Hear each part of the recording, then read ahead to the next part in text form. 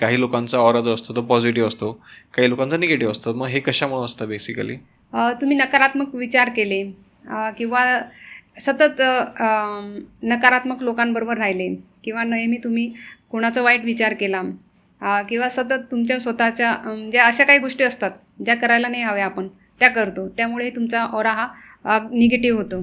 त्याचप्रमाणे जर तुम्हाला नेहमी असं वाटतं की काही आवश्यकता नाही, आपण ह्या गोष्टी करायला नको, या जर तुम्हाला कोणी सांगितलं की जसं सपोज कोणी व्यायाम करायला जरी सांगितलं आपल्याला तर आपण म्हणतो नको, पण व्यायामाने पण तुमचा ऑरा स्ट्रॉंग होतो, चांगला होतो.